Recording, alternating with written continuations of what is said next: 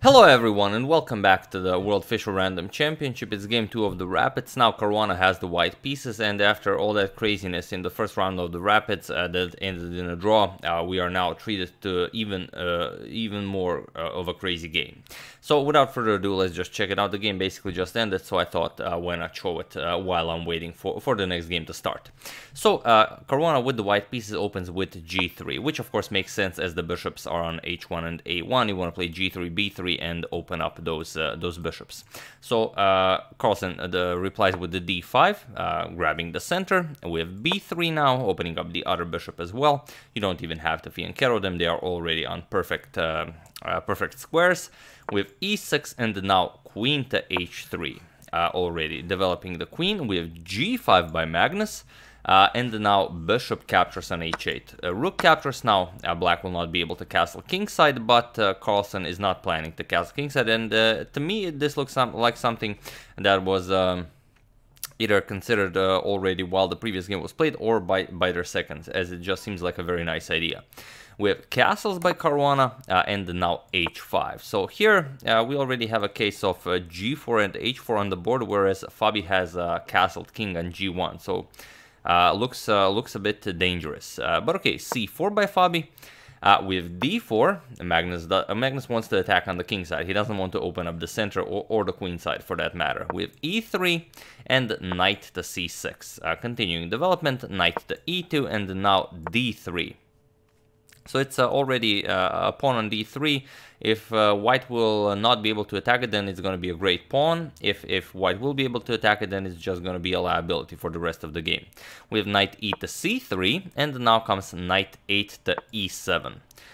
We have knight to e4 now, and here Magnus develops the queen. Queen to h6, now getting ready to push, well, either g4 or h4, depending on what Fabi plays. Fabi goes for f4, and Magnus says we are not going to open up the position here. He plays g4, and he says we are going to open up the position after I push h4.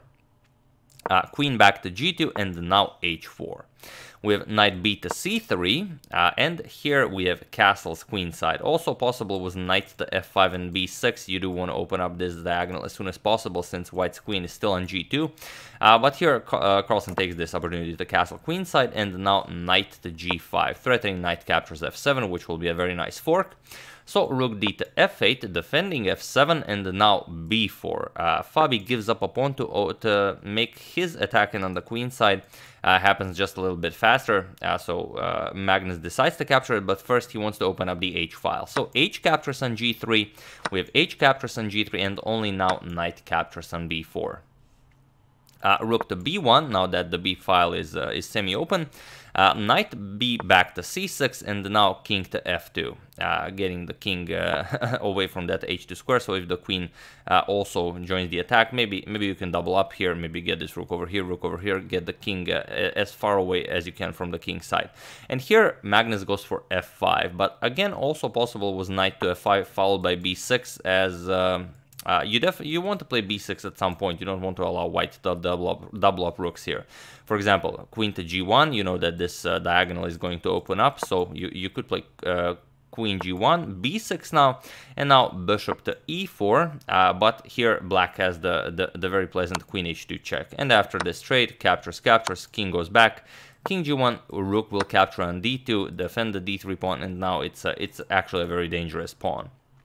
But okay, Carlsen's idea is different. He wants to play more of a, boa constrictor style with f5 and now rook to b3. Fabi continues his plan on the queen side. He wants to double rooks here. e5 by Magnus, and now knight to d5.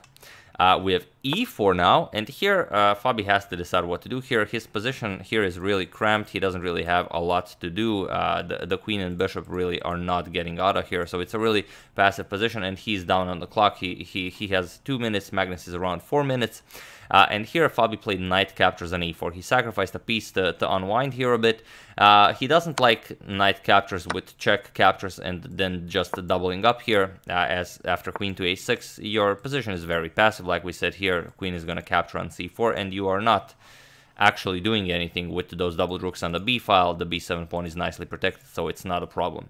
So after this e4 move, Fabi decides to capture it. Knight captures on e4, f captures, and now queen captures on e4. So the queen is now released from the prison, but allows queen to h2 with check. You cannot go to e1.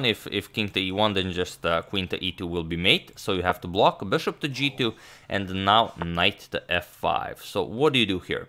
Queen captures on g3 is coming. There's not much you can do about that. So queen to e6, check by Fabi, and now king to d8. If you go to b8, then just queen captures on c6 is not very pleasant for black. So after queen to e6, check, king to d8, not allowing such ideas. And now rook captures on d3, threatening all sorts of nasty discoveries after this knight moves.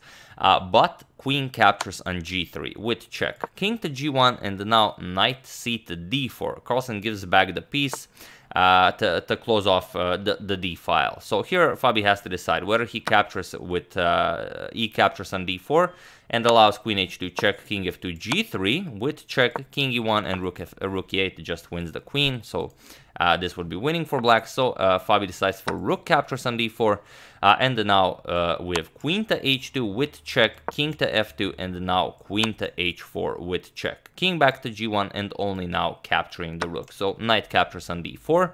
We have e captures on d4, and now finally b6, opening up this light square bishop here. So you don't have any checks here. The queen is nicely controlling the e7 square. Otherwise, you would have queen e7 check followed by queen c7 checkmate. So queen to e5 now. Fabi goes for queen captures on c7, but rook to h7. Magnus defends it.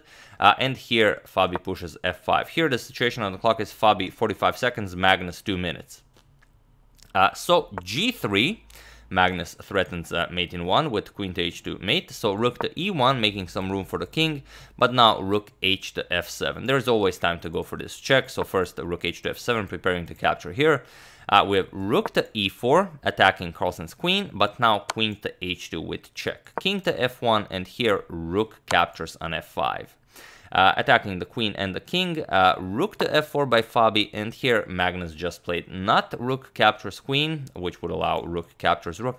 Magnus just played rook captures rook. This comes with check, and it was in this position that Fabiano Caruana resigned the game.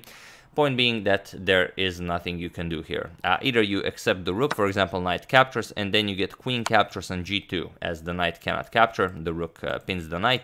So after the king moves, now you get queen f2 check, king to d1, and just queen captures on f4, and you are up a bishop and the rook. White has no moves here. And if you don't capture, rook captures on f4 check. If you move the king, king e1, then you run into rook f1 check. Very nicely done. Bishop captures, rook captures with check, king captures, and now queen to f2 will be mate. So it seems that Carlsen does have the upper hand when it comes to rapid chess, but we'll see. Anything can still happen, as it always can in chess, but I believe with the points being as they are, if Magnus, I believe, wins one more game, then that's enough for him to finish off the semifinals. The match will not go into the blitz section because you get even less points in the blitz section, so even if Fabi wins all of the blitz games, he will not be able to catch up. That's if Magnus wins one more game in the rapids.